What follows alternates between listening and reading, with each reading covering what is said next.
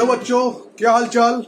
आज हम लोग जो है केमिस्ट्री का 11th क्लास के केमिस्ट्री का पहला चैप्टर जो है some basic concepts of chemistry, उसमें जो सबसे इम्पोर्टेंट और सबसे डिफिकल्ट जो बच्चों को लगता है उस टॉपिक का नाम है स्टोइकोमेट्री एंड लिमिटिंग रिएजेंट।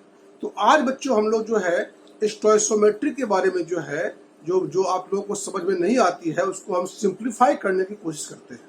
ठीक है बच्चों, तो हम शुरू करते हैं स्टोइकोमेट्री। तो टॉपिक हमारा है स्टोइकोमेट्री। ये होता क्या है बच्चों? The quantitative relationship between the various reactant and products in terms of mole, mass and molecules and volumes is called stoichiometry।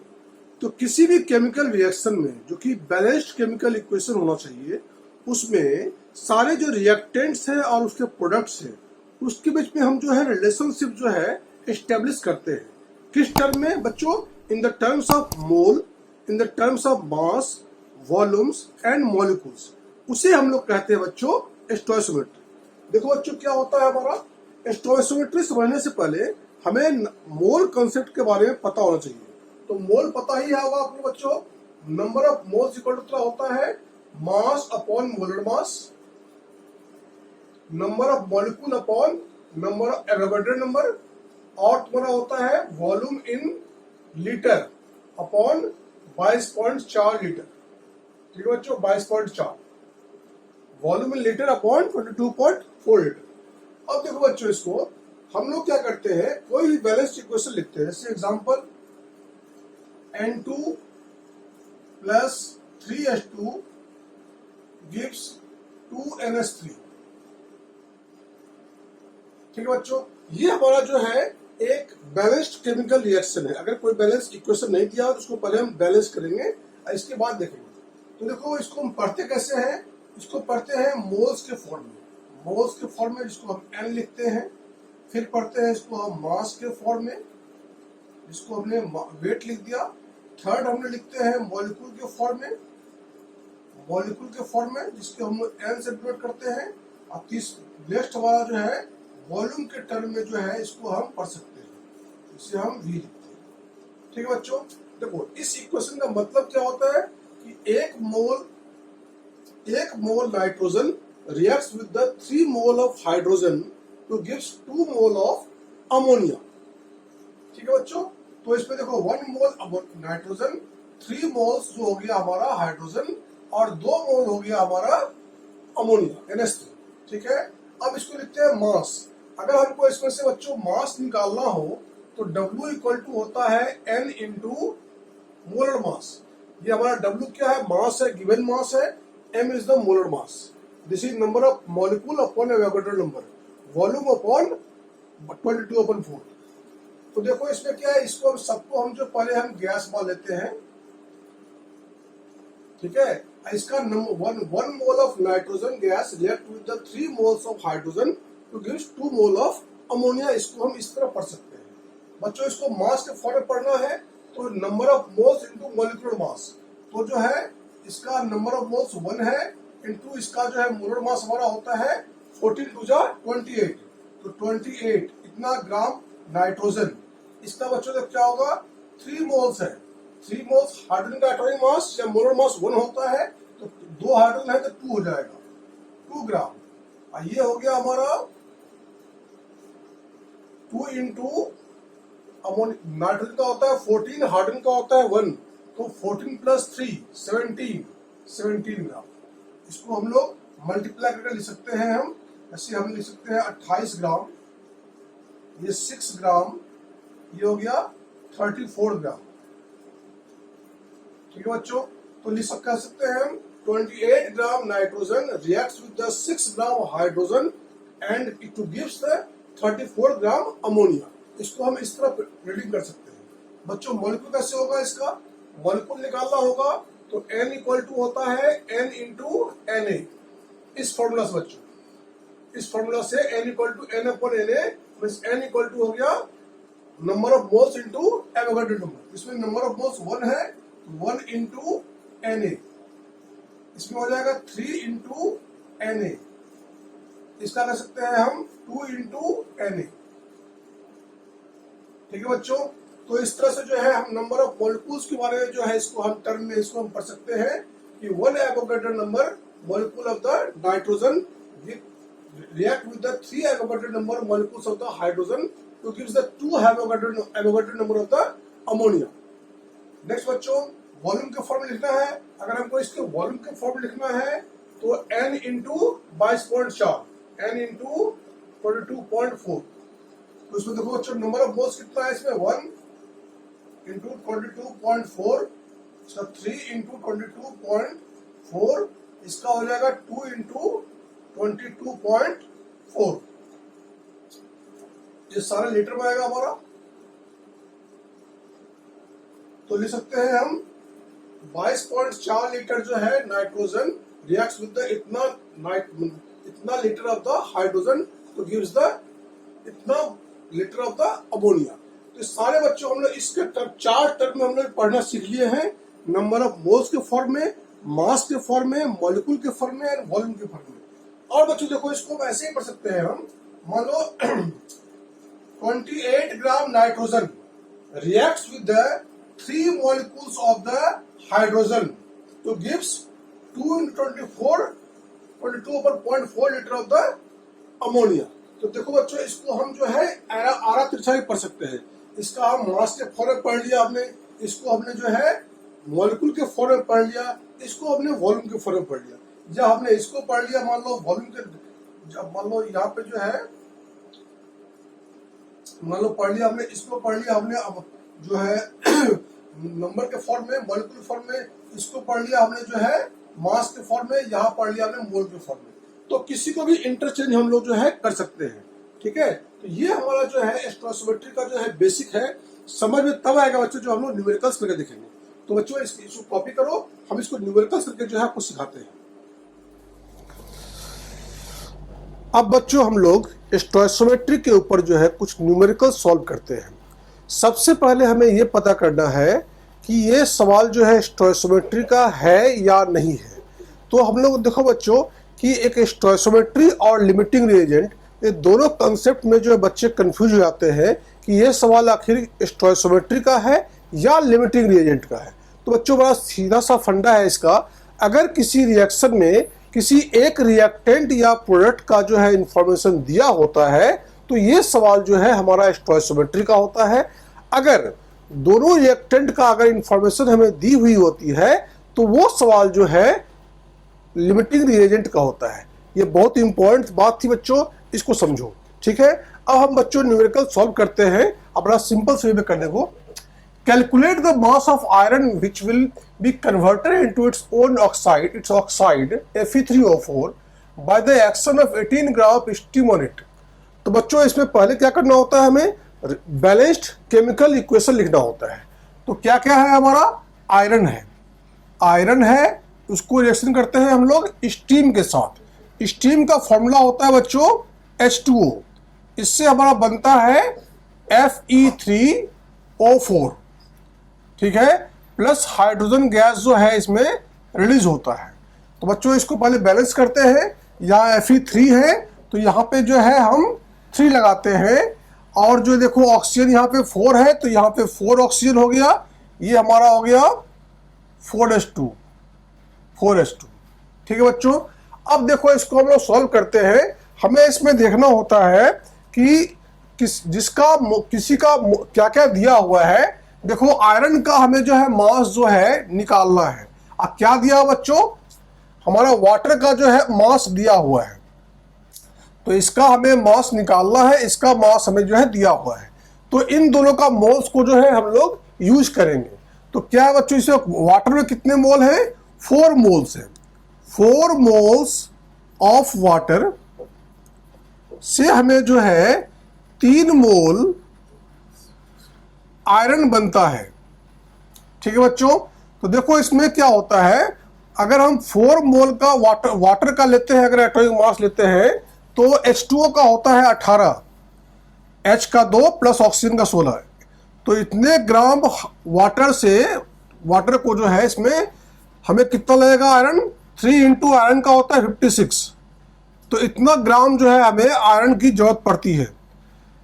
इतने ग्राम वाटर को हमें इतने ग्राम जो है आयरन की जरूरत पड़ती है कंप्लीट रिएक्शन करने के लिए। देन हमें पूछा गया है 18 ग्राम में क्या होगा। तो 1 ग्राम में कितना होता है, पहले ये कर ले हम 3 इंटू 56 अपॉन 4 इंटू 18, ये वाला नीचे आ जाएगा, यूनिटरी मेथड लगाया हमने।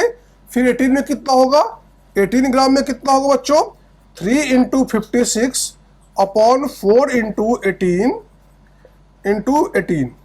ठीक है बच्चों, काटो इसको, ये सॉल्व करो इसको, 4 1 जा 4, 4 या 16, ये आ गया हमारा आंसर 42 ग्राम।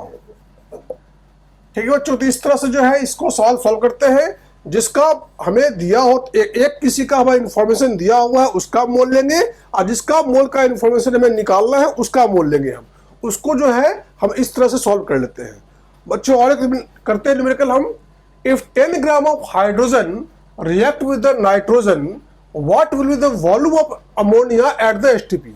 तो पहला स्टेप हमारा है कि बैलेंस्ड केमिकल इक्वेशन लिखना है। तो N2 plus 3H2 gives 2NH3।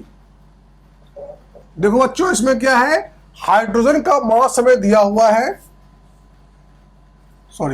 Hydrogen का मास हमें दिया हुआ है और अमोनिया का वॉल्यूम निकालना है। ठीक है, ये हमने पता कर लिया। अब दो रिएक्टेंट था, इसमें एक का इंफॉर्मेशन दिया हुआ है, दूसरे का इंफॉर्मेशन हमें निकालना है, मतलब ये स्टोइकोमेट्री का न्यूमेरिकल है।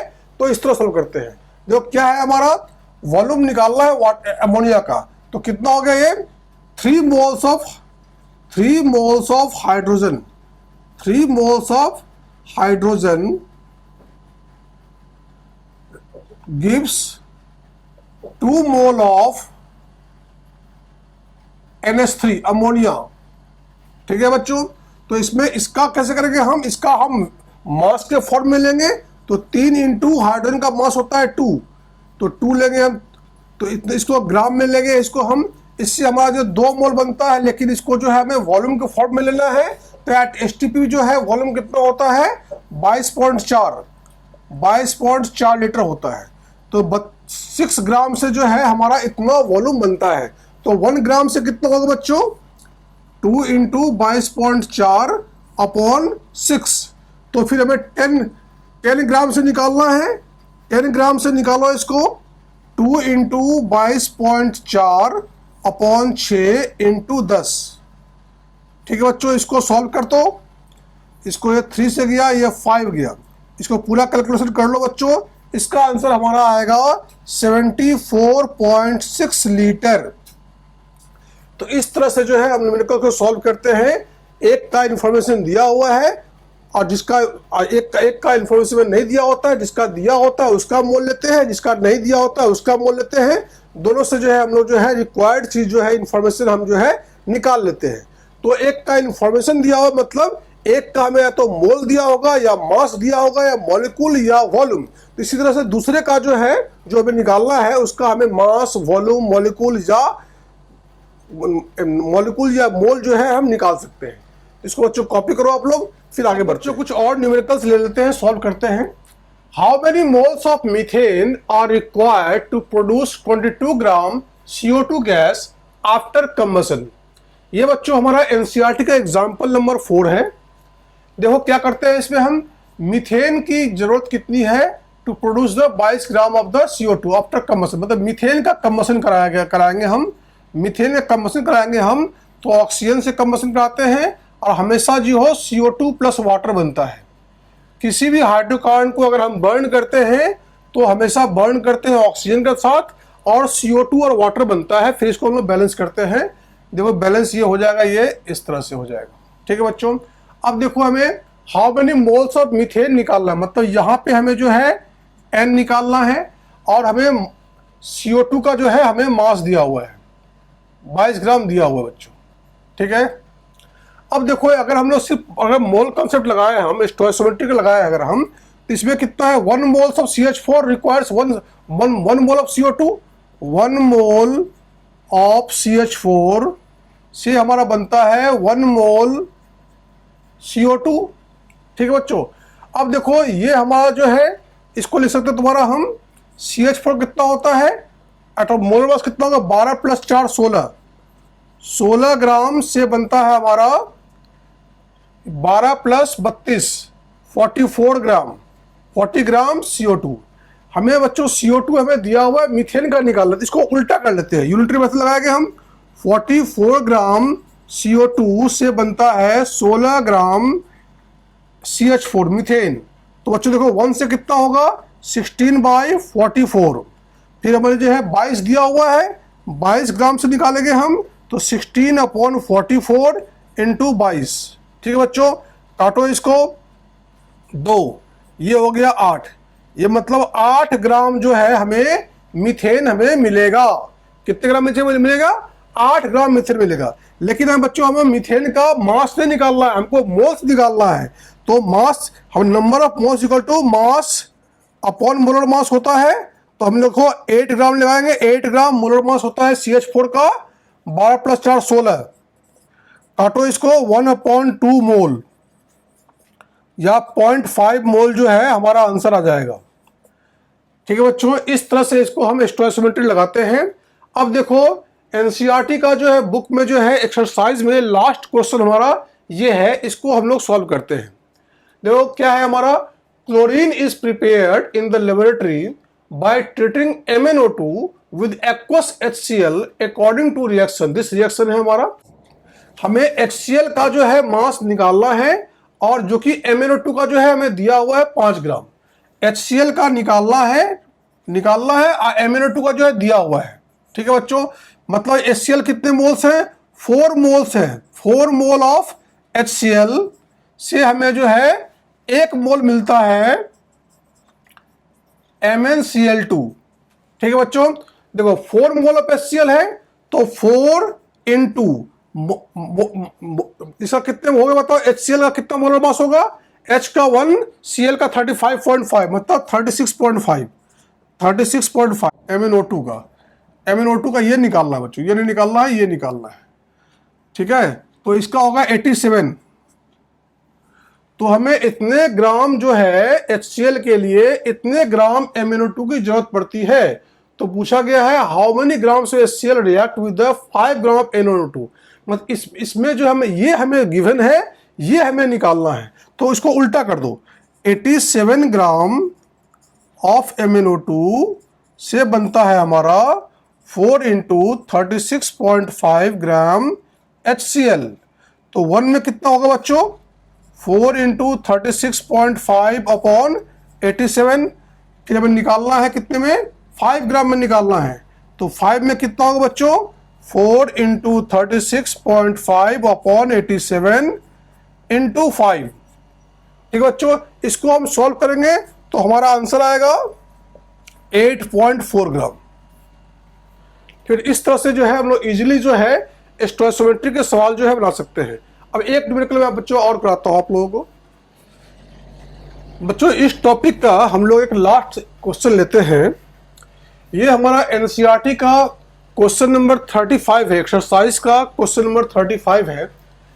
क्वेश्चन हमारा है calcium carbonate react with the aqueous HCl to give CaCl2 and CO2 according to reaction this. ये रिएक्शन दिया हुआ है। अब क्वेश्चन में पूछा गया है what mass of CaCO3 is required to react completely with 25 ml of the 0.75 molarity HCl। देखो क्या हुआ है, हमें CaCO3 का मास हमें निकालना है, और HCl का जो है हमें जो है ये सारा इंफॉर्मेशन हमें दिया हुआ है।